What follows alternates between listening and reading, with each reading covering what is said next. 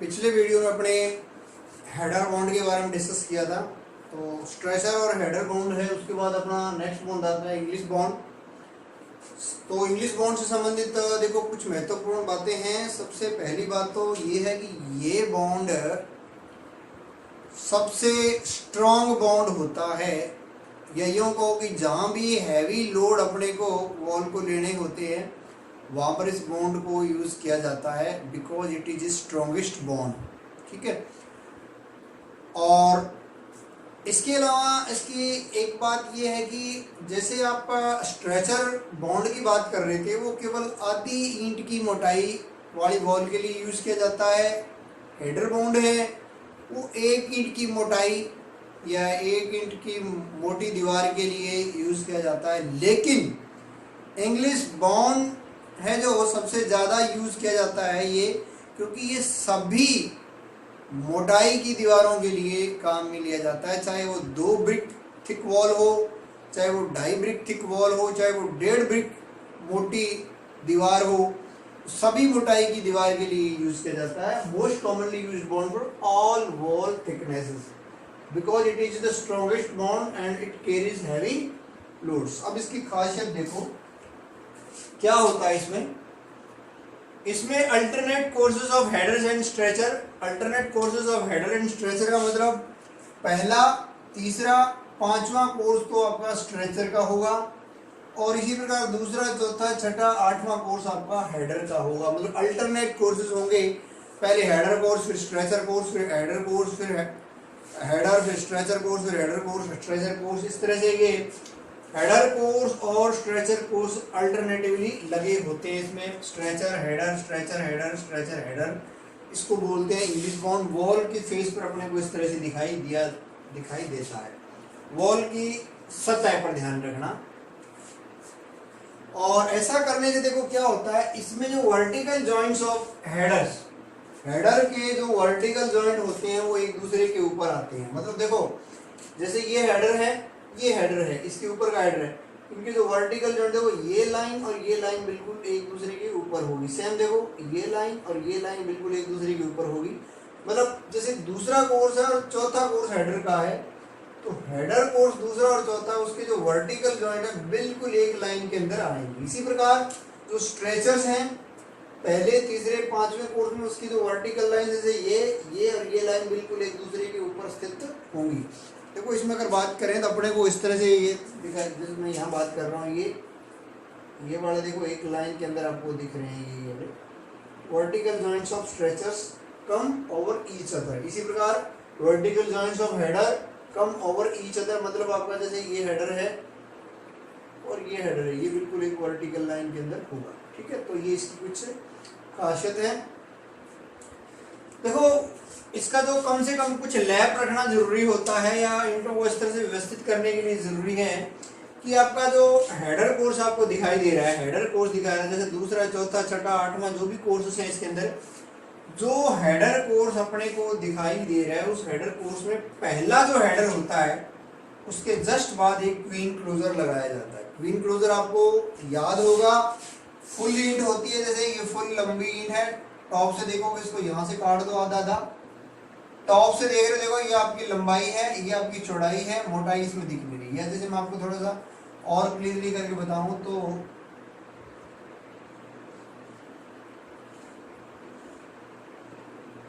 जैसे ये ईंट है, ईंट को देखो मैं इस तरह से काट रहा हूँ, अगर यहाँ से कट लगा दूंगा तो इसका प्रत्येक पोर्शन क्वीन क्लोजर कहलाएगा। तो ये आपका क्वीन क्लोजर लगा हुआ है यहाँ पर, क्योंकि ऐसा करने से इसका कम से कम कुछ ना कुछ लैप रह जाएगा इसमें, ताकि आपका जो सक्सेसिव कोर्स उनके वर्टिकल जॉइंट है एक लाइन के अंदर ना आए, उनके अंदर कुछ गैप हो जाए या कुछ लैप इसके अंदर बन जाए। इसलिए अपने हर हेडर कोर्स में पहला हेडर लगाने के बाद क्वीन क्लोजर लगाया जाता है। और ध्यान रखना हेडर कोर्स है वो क्वीन क्लोजर से स्टार्ट नहीं करना है। हेडर कोर्स क्वीन क्लोजर से स्टार्ट नहीं करना है, हेडर कोर्स हेडर से ही स्टार्ट करना है, और हेडर के जस्ट बाद अपने को क्वीन क्लोजर है वो लगाना है। ठीक है, तो इसमें खासियत ध्यान रखना, हर हेडर कोर्स में फर्स्ट हेडर के बाद क्वीन क्लोजर लगाया जाता है। Queen closer is provided after first header in each header course. ठीक है, इसके अलावा अगर देखो दीवार की बात करें, ये तो आपको सामने की सतह पर ऐसा दिखाई दे रहा है, इसका फ्रंट भी हो सकता है, इसका बैक भी हो सकता है। तो इसका जो एक तो देखो फेस होता है वॉल का बिल्कुल जो वेदर के सामने स्थित होता है, एक उसका बैक होता है जो नॉट एक्सपोज टू वेदर होता है, और एक हर्टिंग का मतलब उसका मिडल पोर्शन, बैक और फेस के बीच का जो भाग है, जिसके अंदर आंतरिक जो भाग है फेस और बैक के बीच का, उसको अपने हर्टिंग बोला जाता है। और हर्टिंग के लिए देखो इस बॉन्ड के अंदर हमेशा हेडर ही लगाए जाते हैं। अगर आपको देखो 2 ईंट या 2.5 ईंट या 3 ईंट, मतलब 2 से ज्यादा ईंट की मोटाई की दीवार है, तो उसकी जो हर्टिंग है, ठीक है, मोटी दीवारों की बात हो रही है, मोटी दीवार मतलब 2 ईंट से ज्यादा, 2 ईंट का मतलब 18 दूना 36 सेंटीमीटर से मोटी है दीवार या 36 सेंटीमीटर की है, तो उसका जो बीच का पोर्शन होगा, मतलब उसका जो हर्टिंग होगा, हर्टिंग में केवल और केवल आपको हेडर ही लगाने होते हैं। For hearting of thicker walls only headers are used. इसके बाद अगर अपने इस इंग्लिश बॉन्ड की बात की जाए तो इसमें लैब की बात करें तो यहाँ पर अपने देख रहे हैं इसका एलिवेशन जो दिखाई दे रहा है, इसके अंदर लैब देखें तो देखो, जैसे मान लो ये कोर्स आपको जो दिख रहा है, इस कोर्स में और इस कोर्स में ये 2 लगातार वर्टिकल जॉइंट है, ये एक वर्टिकल जॉइंट है, इसी प्रकार ये है और ये है, ये आप देख रहे हो। इसमें कम से कम आप एक चीज नोट करो कि इसके अंदर कम से कम जो आपका जो लैब है, देखो यहाँ देखो ये लैब है आपका, पूरी लेंथ का 1/4 है, फुल लेंथ का ये 1/4। इधर देखो आप, इसके बाद इस कोर्स और इस कोर्स के बीच में देखो, ये इस जॉइंट और इस जॉइंट के बीच में देखो, ये आपका फुल लेंथ का 1/4 है।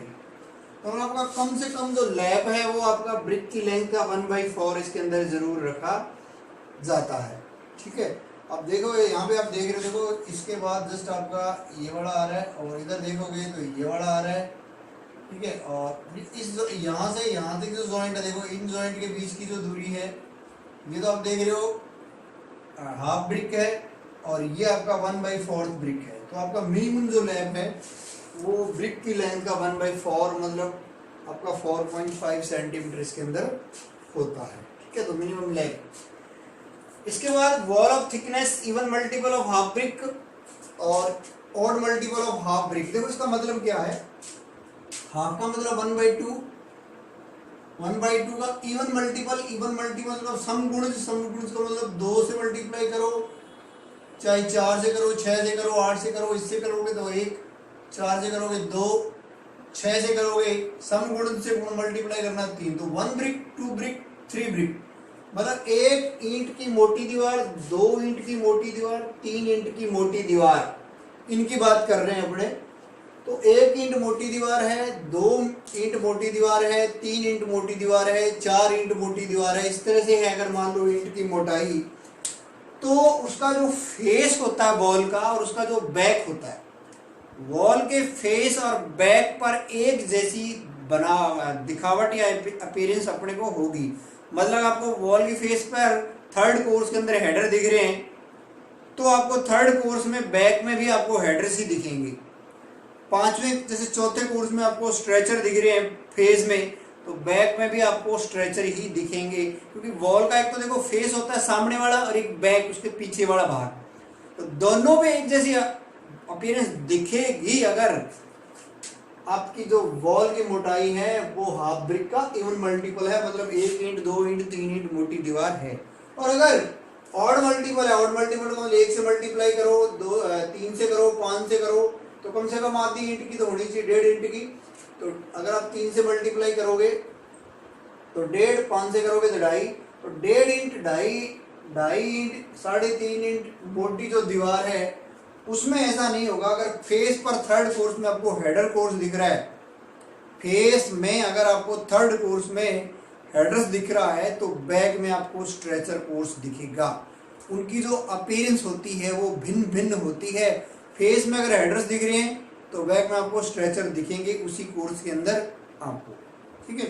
तो ये आपको दो बातें याद रखनी है, अगर आपको इवन मल्टीपल है तो सेम अपीयरेंस होगी दोनों साइड में, और अगर ऑड मल्टीपल है तो अपीयरेंस भिन्न भिन्न होगी।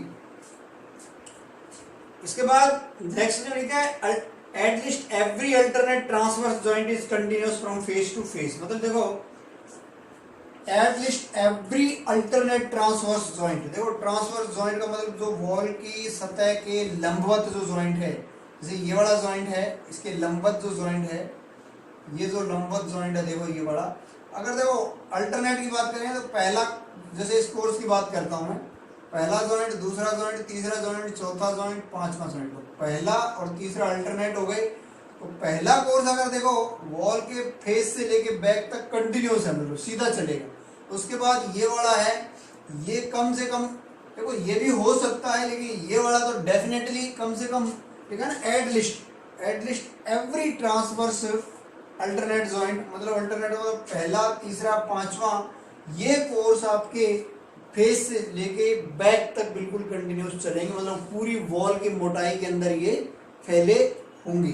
ठीक है, जो आपको मैं दिखा नहीं पा रहा हूँ इसका, जो अगर ये जॉइंट देखो यहाँ से फेस से स्टार्ट हो रहा है तो बैक तक बिल्कुल कंटिन्यू रहेगा, ये आपका फेस से लेके बैक तक कंटिन्यू रहेगा, ये फेस से बैक तक कंटिन्यू रहेगा, कम से कम at least every alternate transverse joint is continuous from face to face. इसके बाद इसमें आप देख रहे हो एलिवेशन आपको दिखाई दे रहा है फेस पे, number of vertical joint in header course, header course के अंदर जो आपको वर्टिकल जॉइंट दिख रहे हैं ये वाले, उनकी संख्या देखोगे अगर आप, तो देखो आपके स्ट्रेचर कोर्स में जो वर्टिकल जॉइंट है उनसे डबल है। तो number of vertical joints in header course is equal to 2 into number of vertical joint in stretcher course, मतलब वह जो हेडर कोर्स के अंदर वर्टिकल जॉइंट होते हैं वो स्ट्रेचर कोर्स में वर्टिकल जॉइंट से डबल होते हैं। और यही कारण है कि हेडर कोर्स होते हैं, वो हेडर कोर्स के जो जॉइंट होते हैं, जैसे ये वाला जॉइंट देखो, ये हेडर कोर्स के ये जो जॉइंट हैं ये स्ट्रेचर कोर्स के जॉइंट से पतले रखे जाते हैं। अगर देखो सेम मोटाई रख दी, देखो यहाँ इसकी मोटाई और इसकी मोटाई सेम रख दी तो इसकी लंबाई ज्यादा हो जाएगी, क्योंकि इसमें आपकी क्या है, डबल है वर्टिकल जॉइंट, इसलिए आपको इसको तो मोटा रखना पड़ेगा और इसको आपको पतला रखना पड़ेगा। तो हेडर कोर्स इन ये है, इसलिए header course joints are thinner than the stretcher course. Stretcher course में जो वर्टिकल जॉइंट्स होते हैं उनसे हेडर कोर्स के वर्टिकल जॉइंट्स होते हैं वो पतले होते हैं। तो ये आपके हो गए इंग्लिश बॉन्ड से संबंधित कुछ बातें।